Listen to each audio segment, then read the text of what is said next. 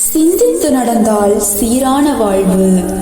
நம் வாழ்க்கையில் சந்திக்கும் சில பேர் நம் வாழ்க்கையில் இழந்த சில பேரை ஞாபகப்படுத்துவார்கள். அடுத்தவர்கள் நம்மை பற்றி என்ன நினைப்பார்கள் என்று கவலைப்படாதே. நமக்கான வாழ்க்கையை ஒன்றும் அவர்கள் வாழப்போவதில்லை.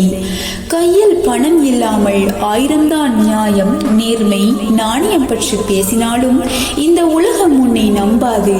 ஆனால் பணம் சேர்த்து பெரிய மனிதன் ஆகிவிட்டோம் என்றால் இந்த ஊர் என்ன, உலகமே பெரிய மனிதன், நல்லவன் என்று அடைமொழி கூட சேர்த்து கூறும். 4 பேர் மதிக்க வாழ வேண்டும் என்றால் இந்த நாணயத்தை தேடித்தான் ஆக வேண்டும்.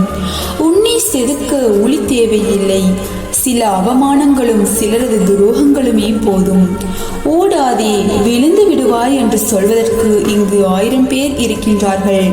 ஆனால் விழுந்து விடாமல் ஓடு என்று சொல்வதற்குத்தான் யாருமே இல்லை. எனக்கு உண்மையாக ஒருவரை வெறுக்க தெரியுமே தவிர பொய்யாக ஒருவரை நேசிக்க தெரியாது. நமக்கு பின்னாடி பேசுவதை பற்றி நாம் கவலைப்பட தேவையில்லை. அவர்களை விட நாம் 2 அடி முன்னால் இருக்கின்றோம் என்று நினைத்து பெருமைப்பட்டுக் கொள்வது சிறந்தது.